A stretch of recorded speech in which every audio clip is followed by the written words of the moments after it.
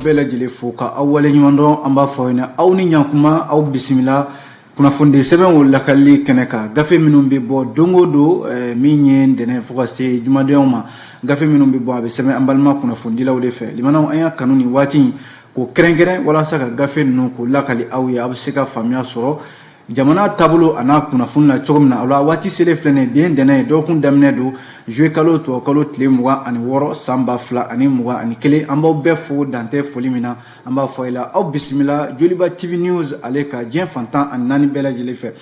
ula gafe ula uchama kumane do bi mimbe talikia ajarla ka foko mi chamimbe ne ale kumi feka colonel Asimi Goita ale bone anina limana ko chen ko ala ya ka kalfa minana ka sauke mimbe talike akumbe maramina ni sekesegelu kumbe boludaledo kuna fondise bon chama kumanedo akabi kosebe kuna fondise bon kumanedo fana lokol karamo ka wuli ka jobe sena limana ajalla ka fo san laba nyonda minumbe sena lokol karamo ka laini tedore ko luka sharia mimbe no article 39 ni sharia do akanga tawala sa lokol karamo ka bloko hake ko nala o yajira ka fo bina barabla buluda o senfe fana mi kuna fondi seben ye kumana kokura ka jira ka fo colonel Asimi Goita ale mi jamana kuntigi le mana ko jamana maminu be no jine nyimaw ya ni anga makoroba dutigi la kauna nyana olu tarabo colonel Asimi Goita ka minye demet ka nyeshi ama wale min taraka segere seliba do ere somara fe kuna fondi seben kumane do fanaka limana ani kuna fondi chama kuna fondi seben dado minuna ninde bakurumba damado ya hakili tura minuna amina minu lakali awi olamba foena au bismillah kuna fonu keneka gafe follow mimbe namba nda do la bi we l'indépendant limana indépendant ka nye folila ina fo ambora ka uklo la somi stromina indépendant jira ka fo mimbe talike afara ko mamimbe nale kumbe feka dangarike jamana kuntigila limana uniye dangarike jamana kuntigila abina fo iye dangarike jamana bela jelila sabu jamana den bela jele beba ale de ka mara konnala odela afara ko chamiye ni nale kumbe feka dangarike colonel Asimi Goita aleka nyenama la limana ma ko folen ko afatura wala sa communiquer mini kunungo yere oblala singa gouvernement yo lase ajarla ka fo ma ko fole mini na ale de kumbe feka colonel Asimi Goita jamana kuntigi limana ka abone anina ajarla ka fo watimna uya takatana docteur sola no Gabriel Touré kenya sobai limana ko ayitoye de afatura yeno wala sa akila jigina talata temene min bena jouer kalo tle mugama seliba do somara fe bamako misri bala ma kofole mieni limana una ama shido ere ma mindo wala sa murude kumbe chaimbolo chaimina akumbe fe limana ka colonel Asimi Goita jamana kuntigi ka bone anina ode kofe procureur mimbe commune de la ale segesegelu daele uka soroka chain ka bla mi critique la ma uluka boloka wala sa communiquer mini o kera kunungo yere jamana nyamaw fe gouvernement communiquer do ke limana ka jira ka fo hal na sorla ma kufolin limana amado ma mindo halisi san sekesegelu konu kumbe sena halini yoroina nga limana ajarla ka fo wati labaina aka kenya ma kufolin kwa ka kenya kunte tin ko sebe sabu abe akabana banami kumbala limana anake o maseka ato kon tarana docteur sola jona wala sa be seka frake chogomina o frakele ngoni limana o de senfe ko afatura ka jira ka fo ma ko folin limana aminene ko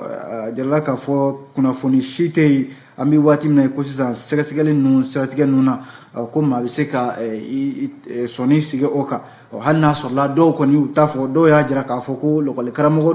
do yere ya be tafo akula nga limana sekesegele kelaw de bi ni sekesege ka don ka fo ni be hakemina limana ambo sekesegele ko kum konna la wati mna mi ma ko folin jala ka fo aka fatulu kon fora kunu carrière jamana nyamaw fe communiquer do konna la anna sorla limana wale jun yere kele ko ero colonel Asimi Goita are akumana akoko wale min kele ni limana ko abina fo adamana wale do mai ko akelende ninke akelende wale nke anima ajete onga limana segesegelu de biseka o bela jileje anyi gouvernement hakila jige minke ka jira ka fo ko maamin flene na afatura tanno ka segesegelu to sena limana ko ka fatulu tina foibo sɛgɛsɛgɛli kundama la sɛgɛsɛgɛliw dayɛlɛlen bi to yen commune 2 procureur fɛ fo ka se fɛn o fɛn kɛra nin ko in na fo ka na se maa kofɔlen murutigi ma ka na ɲɛsin colonel Asimi Goita ma limanaw ka bɔnɛ k'a fɔ ko ka bɔnɛ a nin na limanaw nka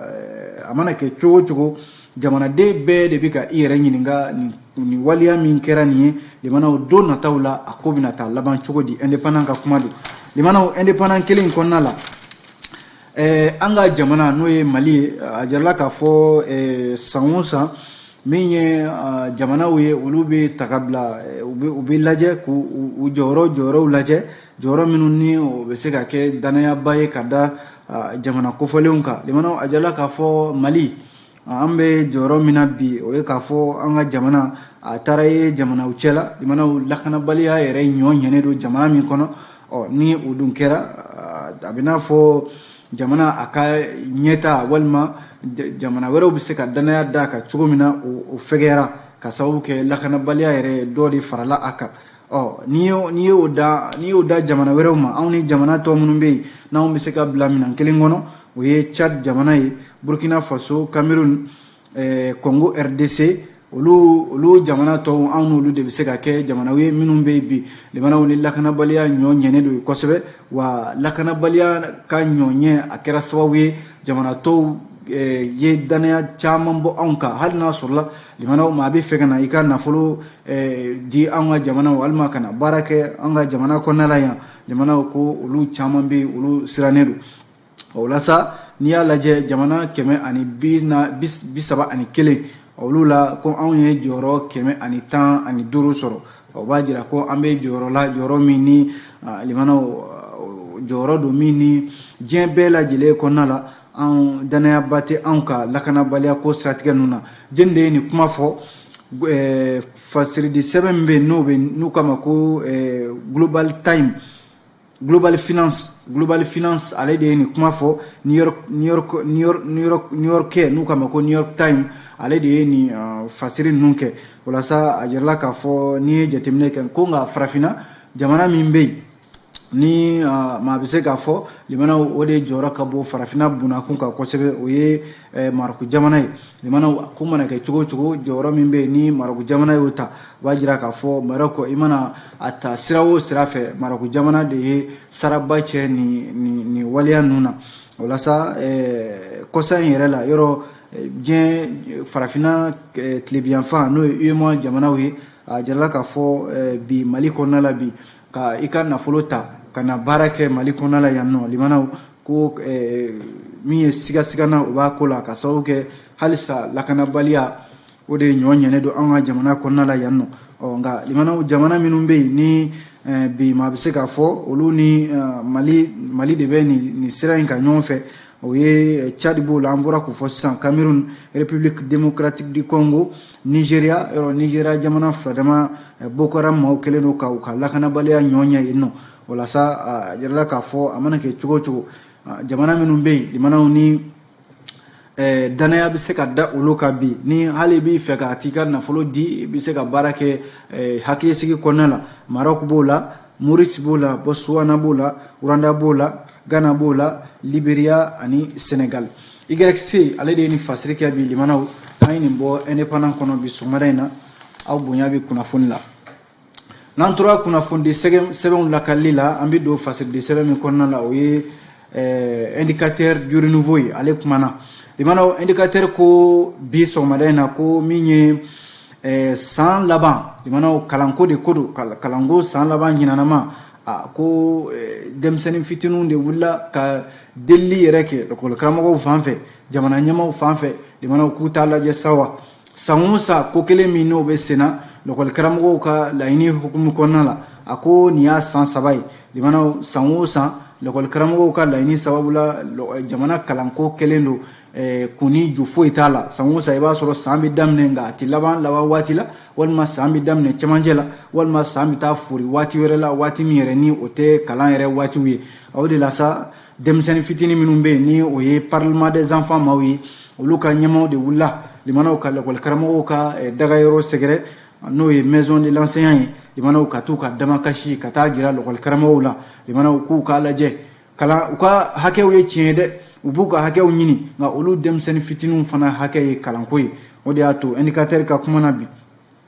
denmisɛnnin fitinin ye nin laɲini min kɛ u ko jamana faamaw u bɛ min ɲini olu fan fɛ u k'u sigi u ka miiri jamana denmisɛnninw na minnu bɛ yen olu de ye siniɲɛsigi ye wa lakɔli karamɔgɔw fana ka miiri ni a ma ɲɛ ko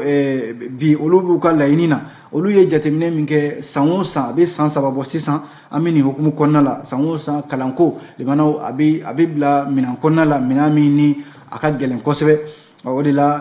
yɔrɔ lakɔli karamɔgɔw yɛrɛ u y'a lase ka ban ko u bɛna tile 12 baarabila u bɛna o boloda indicateur kelen ka fɔ la synergie des enseignants signataires du 15 octobre lakɔli karamɔgɔ minnu bɛ yen n'u ka lafasali kulu kɛmɛ ka ɲɛ sɔrɔ kuluba kɔnɔna la limanaw olu ko article 39 ko bɛ ɲini ka kɛ olu bolo fɛn wɛrɛ ye sabu ko jamana foroba baarakɛlaw olu ka sarako ninnu i mana sarako fɔ ka ban a n'a kɛrɛfɛ saraw bɛɛ lajɛlen yɔrɔ UNTM ka laɲini kɔnɔna la gouvernement sɔnna ka sarako ninnu ka dalakɛɲɛ min ye syndicat ye u y'a jira k'a fɔ o waleya min kɛra nin ye o tɛ se ka ɲɛ fiyewu u bɛna dankari kɛ olu ka article 39 la lakɔli karamɔgɔw y'a jira k'a fɔ olu bɛna baarabila boloda baarabila min na a bɛ heure 228 a bɛ taa u la a bɛ bɛn tile 12 ma walasa a boloda cogo de filɛ nin a jirala k'a fɔ min ye utukalo tile 9 ka taa bila a tile 13 la o y'a baarabila fɔlɔ ye ni laɲiniw ma sabati u bɛ tila k'a daminɛ utukalo tile 16 ka taa bila a tile 20 natɔ in na ni u ka laɲiniw ma sabati u bɛ tila k'a daminɛ kokura o utukalo kelen tile 23 ka taa bila a tile 24 na san 2021 indicateur du renouveau ka fɔ la limanaw nin de laseliw ye indicateur du renouveau ye min fɔ sɔgɔmada in na limanaw ale indicateur kelen na a jiralen bɛ k'a fɔ jamanakuntigi kalata min bolodalen don février kalo natɔ in na ko maa fɔlɔ min na ale y'a kanbɔ k'a fɔ ale bɛna i kanbɔ jamanakuntigiya nɔfɛ limanaw o ye min ye Musa Senko Kulubali a ye nin kuma fɔ k'a jira k'a fɔ min ye jamanakuntigi kalata minnu bolodalen don février kalo tile 27 san 2022 natɔ in na ko min ye Musa Senko Kulubali ye politiki tɔn min bɛ yen ni o ye Ligue démocratique pour le changement LDC Musa Senko Kulubali ale de b'o ɲɛma bi a y'a jira k'a fɔ kɛnɛ min ni o ye Joliba TV News ale yɛrɛ ka barolasigi dɔ kɛnɛ kan k'a y'a kuma fɔ o de kɛnɛ kan fasidi sɛbɛn n'o ye indicateur ye ale ka laseliw kɔnɔna la ministre kɔrɔ min ye nin n'a a ye ministeriya kɛ administration territoriale tɔgɔ la limanaw san 2012 waatiw la fo na se san 2013 ale de ye jamanakuntigi kalata labɛn san 2013 tɛmɛnenw na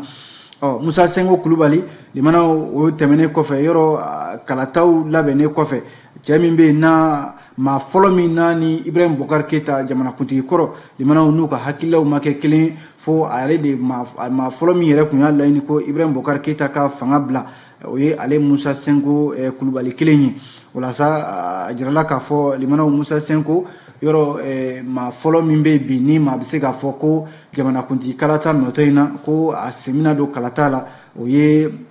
Ligue démocratique pour le changement LDC o ɲɛmaaba ye Musa Senko Kulubali général kɔrɔ don limanaw kɛlɛcɛ kɔrɔ don an ka jamana kɔnɔ yan a ye jɔyɔrɔbaw kɛ wa ani hali M5 RFP jɛkulu min wulila ka Ibrahim Bokar Keita ka fanga ka sugusuguma ka taa fira n'u kan a n'olu fana ye jɛ kɛ hali n'a sɔrɔla waati tɛmɛnenw na u tilala ka u bolo bɔ ɲɔgɔn bolo limanaw a jirala k'a fɔ ni jateminɛ kɛ Musa Senko a ye jɔyɔrɔbaw kɛ armée fana kɔnɔna la nin waati in na cɛn yɔrɔ ani finitigi minnu bɛ i n'a fɔ Amadu Aya Sanogo ninnu a n'olu fana tun ye baaraw kɛ ɲɔgɔn fɛ hali maa min bɛ CNT ɲɛmaaya la bi n'o ye colonel Maliki Jaw ye limanaw ani ninnu bɛɛ lajɛlen ye baaraw kɛ ɲɔgɔn fɛ coup d'état min kɛra san 2012 tɛmɛnen Musa Senko ani ninnu bɛɛ lajɛlen ye baaraw kɛ ɲɔgɔn fɛ fasidi sɛbɛn l'indicateur du renouveau limanaw ale ka kuma don bi sɔgɔmada in na aw bonya bɛ nin na n'an bɔra yen nɔ an bɛ don fasidi sɛbɛn min kɔnɔ o ye l'essor ye limanaw l'essor kuma na maa min tun bɛ yen n'a tun bɛ fɛ limanaw ka dankari kɛ colonel Asimi Goyita ka ɲɛnamaya la jamanakuntigi limanaw jamanaden bɛɛ wulila ka colonel Asimi Goyita ka dɛmɛ ta ka sɛgɛrɛ olu la an ka alisilamɛ tɔnba n'o ye Haut Conseil islamique ye ka taa se diinɛ fɛn fɛn bɛ Mali kɔnɔna la yan nɔ Bamako dugutigilakaw limanaw k'olu taara bɔ colonel Asimi Goyita ye a kɛra juma tɛmɛnen limanaw ka taa bɔ a ye k'a lajɛ n'a sɔrɔla fɛn tɛ a nikun na waleya in a tɛmɛnen kɔfɛ fasɛdi sɛbɛn in Lesor ka kuma la a jirala k'a fɔ waleya min ye nin n'a kɛra a ye jamanaden bɛɛ makun a ye bɛɛ tɔɔrɔ a ye bɛɛ dabali ban wa bɛɛ siranna o de ye hukumu kɔnɔna la Bamako yan nɔ min ye bɛɛ kɔni ta fɔ bɛɛ y'a kɔn cogo min ka di ye o de ye hukumu kɔnɔna la min y'an ka Bamako dugutigilakaw ye ɲarew ni torow ni daravew ka taa se an ka diinɛ ɲɛmaw wa diinɛ ɲɛmaw Haut Conseil islamique ɲɛmaw limanaw fo ka taa se chrétien diinɛ tigilamaw ma olu de wulila juma tɛmɛnen ka taa bɔ colonel Asimi Goyita ye faama yɛrɛ dagayɔrɔ la kulubakaw fɛ yen dɔwɛrɛ tɛ dɛ limanaw ka dɛmɛ ani dɛmɛ k'o ta ka ɲɛsin cɛmancɛ fanga in ma u y'a jira k'a fɔ ko waleya min kɛra nin ye a ye olu tɔɔrɔ fɔlɔ waleya in kɛra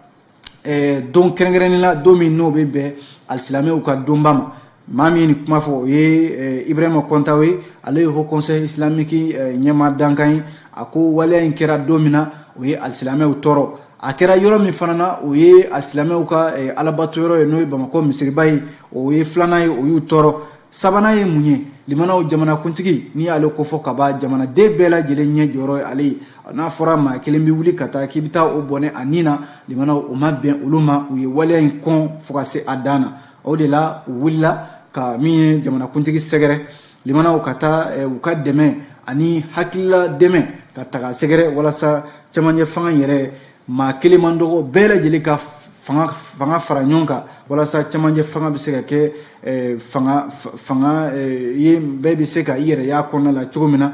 Ibrahima Kontaw ale y'o kuma fɔ fo ka taa se chrétien diinɛ tigilamaw cardinal Jean Zerbo limanaw ale ko n'i ye jateminɛ kɛ colonel Asimi Goyita limanaw ko a bɛ foli ta ka ɲɛsin a ma dɛ sabu a ye kuma min bɔ a da waleya in tɛmɛnen kɔfɛ limanaw kuma in kɛra kuma ye min ni a ye jamanaden bɛɛ lajɛlen fara ɲɔgɔn kan ni maa bɛ se ka bɔ nin waleya fasugu la cogo di limanaw k'i bɛ kuma fɔ min bɛ jamanaden bɛɛ fara ɲɔgɔn kan tiɲɛ na k'ale bɛ jamanakuntigi fɔ a ye kuma fɔ min bɛ jamanaden bɛɛ fara ɲɔgɔn kan a ye kuma fɔ limanaw min bɛ se ka jamanaden bɛɛ lajɛlen hakili sigi n'a fɔ colonel Asimi Goyita waleya in talen k'a sɛgɛrɛ limanaw a ma kɛ maa ye maa min ne o ye jamanadenw limanaw ka olu ja bɔ nka a kɛra maa ye ka jamanaden bɛɛ hakili sigi walasa cardinal Jean Zerbo a ko nin ye hakili sigi ye ka ɲɛsin olu yɛrɛ ma o de la bi olu ka wuli ka colonel Asimi Goyita sɛgɛrɛ limanaw jamanakuntigi k'a dɛmɛ fɛn fɛn ye transition baara ye limanaw a tɛna fɔ olu kɔ dɛmɛ o dɛmɛ bɛ yen ni colonel Asimi Goyita b'o ɲini olu fɛ olu fana b'o dɛmɛ ta ka ɲɛsin a ma limanaw ale fasidi sɛbɛn kelen in kɔnɔna la yɔrɔ hakilila jiginna min waleya min kɛra ni a kɛra selengekaw fɛ yen nɔ seliba yɛrɛ ɲɛkɔrɔla la limanaw ni maa dɔw bɛ yen olu kun bɛ fɛ ka taa seli de la u ka dugu la n'o ye Dalabakɔrɔ ye limanaw selenge a kɛra Dalabakɔrɔ yɔrɔ min bɛ yen n'u k'a ma ko Baya ale commune kɔnɔna la ani min bɛ tali kɛ selenge yɛrɛ cɛ kilomètre 17 ɲɔgɔn na limanaw nin kɛra maa 30 ɲɔgɔn na olu de tun bɛ kuru kɔnɔna la a na kɛ kuru de firila n'u ye limanaw kuru min ni a taara bala jiri belebeleba dɔ la ba kɔnɔna la o kɛra sababu ye maa 22 olu fure o salola ka bɔ min ye baji kɔnɔna la limanaw ni ye jateminɛ kɛ waleya min kɛra nin ye a ye bɛɛ tɔɔrɔ walasa denmisɛnnin fitinin minnu bɛ yen fo ka taa se maakɔrɔbaw ma ka taa kalo 2 fo ka taa se san 37 olu de tun bɛ kuru in kɔnɔna la limanaw musow b'a la cɛw b'a la muso 14 o tun b'a la fo ka taa se min ye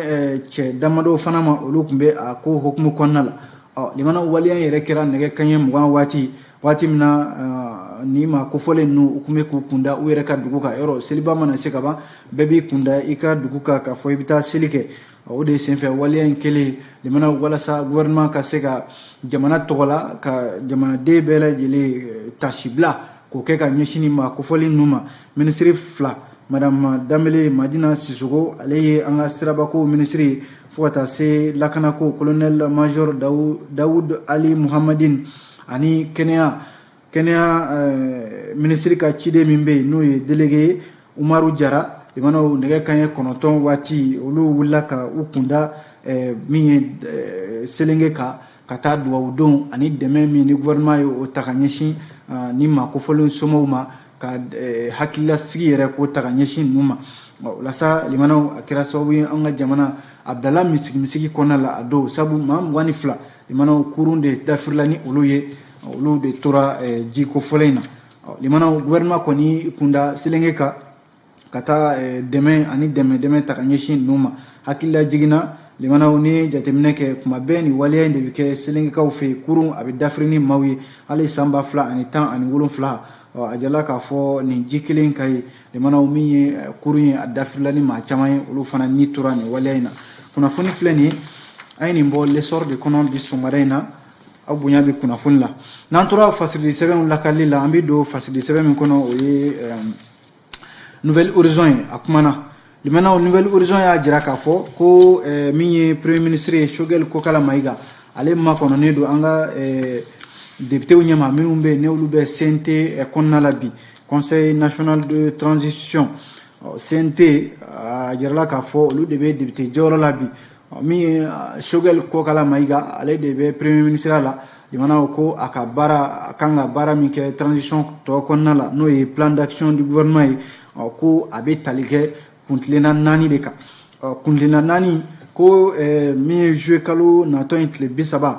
a bɛ bɛn juma nata in ma min ye n k'a fɔ Choguel Kokala Mayiga ale makɔnɔnen don min ye CNT ɲɛma centre international de conférence de Bamako la laɲini ninnu ka taa u ɲɛfɔ CNT maaw ɲɛma yanni a ka se CNT maaw ɲɛma jamanakuntigi ko ale kɔni y'a ka sira di ka ban k'a jira k'a fɔ Choguel Kokala Mayiga a kan ka baara kɛ ni sira min ye n'o ye gafe belebeleba ye gafe in kɔni ko min ye jamanakuntigi ale sɔnna a ma ka ban wa a tɔ tora sa an ka CNT maa minnu bɛ yen ni olu bɛ député jɔyɔrɔ la bi olu ka sɔn baara in ma o de baara bolodalen don limanaw ka juma nata in kɔnɔ docteur Choguel Kokala Mayiga limanaw kalo damadɔ min n'o tora transition bolo Choguel Kokala Mayiga a jɔla k'a fɔ min ye laɲini 4 ye laɲini belebeleba 4 o de bɛna taa boloda Choguel Kokala Mayiga fɛ walasa ka se ka kɛrɛnkɛrɛnnenya la camancɛ fanga baara tɔ ka se ka o lawaleya n'i ye laɲini 4 lajɛ limanaw a bɛ tali kɛ jamana lakanani o b'a la ka taa se n'i ye jateminɛ kɛ yɛlɛmaniba minnu bolodalen don politique ko nasira la o fana b'a la ani kalata minnu bolodalen don an ka jamana kɔnɔ o fana b'a la ka taa se jamana yɛrɛ maracogo walasa basigi bɛ se ka na cogo min na nin de ye laɲiniba 4 ye Choguel Kokala Mayiga a bɛna taa min ɲɛfɔ CNT maaw ɲɛma juma natɔ in na ale nouvelle horizon kelen in kɔnɔna la limanaw min ye docteur Brahima Fɔnba limanaw ale ye sariya dɔ ma an ka jamana kɔnɔna la a ko bi maa kan ka i miiri kosɛbɛ k'a jira k'a fɔ ko ni jamanakuntigi limanaw ni jamanakuntigiya baara n'a a balila la don min na walima taama bolodara walima fɛn o fɛn mana kɛ jamanakuntigi a mana jamana ɲamaya baara a mana taa dugu la walima fɛn wɛrɛ mana sɔrɔ ala k'an kisi don de bɛna bila a nɔ na min ye docteur Brahima Fɔnba ye ale ye nin kuma fɔ a ko colonel Asimi Goita tun ye jamanakuntigi dankan de a nana kɛ a bɛ jamanakuntigiya la bi ɲininkali de kɛlen don yalima colonel Asimi Goita jɔn de bɛna a nɔna bila ni don min na ni a tɛ yen nɔ walasa colonel Asimi Goita bi yɔrɔ ale de tun ye vice président ye nka bi jamanakuntigiya b'a bolo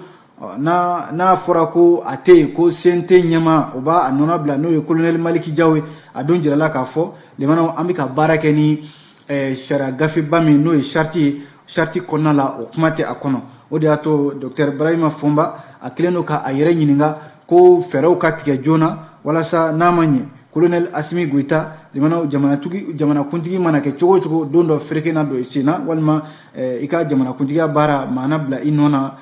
ko bɛ ko la o mana kɛ n'o dun kɛra limanaw a ka kan an ka sariya sunba nga fo charte min ni o bɛ bi n'o bɛ bolola ni cɛmancɛ fanga bɛ ka baara kɛ n'o ye a ka kan charte a ka lajɛ walima ni fɛɛrɛ minnu ni o bɛ se ka tigɛ limanaw olu ka tigɛ joona n'o tɛ bi min ye colonel Asimi Goita ye limanaw ni hali ni fereke donna a sen na maa tɛna sɔrɔ min bɛna a labila o dun o tɛ fɛn ye fɛn min ni jamanadenw kan k'u sigi ko la ye kuma ye nin dɛ an ye nin bɔ Nouvelle Horizon kɔnɔ bi sɔgɔmada in na aw bonya bi kunnafoni na n'an tora fasiridi sɛbɛn kɔnɔna la limanaw min ye Les Échos welewele ye ale kumana a jiralen bɛ k'a fɔ Mali ni Haïti jamana min bɛ yen bi limanaw n'a ni Mali cɛ limanaw a ka gɛlɛn kosɛbɛ badenya ni sinjiya a jara k'a fɔ jamana in u ka lasigiden k'a fɔ u ka jamana koɲɛ bi ɲɛnabɔ maa min bolo Mali kɔnɔna la yan n'o ye ka consul ye o ye madame Kadija Konare limanaw ale ye tasibila k'o kɛ ka ɲɛsin u ka jamanakuntigi min ni ale fara limanaw wulikajɔ dɔw senfɛ u ka jamana kɔnɔna la limanaw waleya in kɔni kɛra nka limanaw ka tasibila kɛ ka ɲɛsin maa kofɔlen ma n'o ye min ye u ka jamanakuntigi ye o de kɛra sababu ye u ka consul min bɛ Mali la yan nɔ n'o ye Kadija Konare limanaw ale ye wulikajɔw kɛ walasa min ye Haïti jamanakuntigi ye limanaw ka ja dilan kabi Haïti waati min na jɔnya walew bɛ ta k'u sɛgɛrɛ fo ka na se nin waati ma Haïti ni Mali u bɛ ɲɔgɔn bolo kɛrɛnkɛrɛnnenya la teriya ani baara ɲɔgɔnya sira la o de la consul honoraire min filɛ nin n'a bɛ Mali kɔnɔna la yan Kadija Konare limanaw ale de ka laɲini don min ye yɔrɔ seko ni dɔnko o ma falenba don an ka jamana kɔnɔ a ye ja dɔ de dilan ja min ni juma tɛmɛnen musée de la femme musokunda o jaw jirala maaw la yen nɔ walasa a jirala k'a fɔ jamanakuntigi kɔrɔ furumuso n'o ye Adama Konare ale tun bɛ kɛnɛ ka ye ka taa se ministre min bɛ yen ni ministre minnu bɛ yen ni u b'an ka seko ni dɔnko kunna fo ka taa se maaw ma maaba caman minnu bɛ yen ni olu yera Kadija Konare ale kɛrɛfɛ limanaw ka se ka tasibila k'o kɛ ka ɲɛsin ni jamana in ma n'o ye Haïti jamana ye hakilila jiginna limanaw yɔrɔ tarata ka dugujɛ araba la juillet kalo tile 6 ka dugujɛ tile 7 la u ka jamanakuntigi limanaw ale bɔnɛna a nin na o de senfɛ n'a ma ɲɛ ko u ka lasigiden min bɛ Mali kɔnɔna la n'u b'u ka jamanadenw ka koɲɛ bɛɛ lajɛlen ɲɛnabɔ min ye Kadija Konare ale ye ja min dilan Jovenel Moïse limanaw kabi u ka jamana bɛ jɔnya tile la waati min fo ka na se nin waati ma limanaw sanga kelen nɛgɛ kanɲɛ 21 fo ka taa se a kanɲɛ 23 waatiw ma tɛmɛnen sanga 30 a jala k'a fɔ Haïti jamana bɛɛ kɔni y'a faamu k'a fɔ jamana don min ni a y'a jɔ a jɔyɔrɔ la min ye waati min na ka u bɔ tubabuw ka jɔnya la a kɛnɛ kan ye Adama Samaseku Mustafa Diko ninnu ni Cɛbilen Daramew ani maa caman olu tun bɛ a ko kɛnɛ kan ye a jala k'a fɔ hakilila jiginna yɔrɔ Mali ni Haïti limanaw a bɛ n'a fɔ anw ni nin jamana in barajuru kelen sabu farafin jamanaw de don limanaw jamana fɔlɔ min ni tubabuw ye u lakodɔn u k'u ka yɛrɛma hɔrɔnya ta fo ka na se sisan ma limanaw san 100 caman de don Haïti jamana u ka jamanakuntigi yɔrɔ a fali min kɛra nin ye a ye diɲɛ bɛɛ lajɛlen maw o de la an ka jamana kɔnɔ yan Mali ni Haïti a bɛ n'a fɔ u jɛlen don fɛn caman na i mana baara ɲɔgɔnya fɔ i mana badenya fɔ i mana jamanadenya yɛrɛ fɔ a jala k'a fɔ Haïti ni Mali u jɛlen don fɛn caman na o de la ja min ni o dilanna u k'a ma ko Haïti terre de feu limanaw o bɛ n'a fɔ bi Haïti jamana basigi t'a kɔnɔna la wa fɛn min bɛ yen bi limanaw a kan ka maa sɔn hakili la o de la madame Kadija Konare ale ye nin ja in dilan ka hakililajigi kɛ Haïti jamana u ka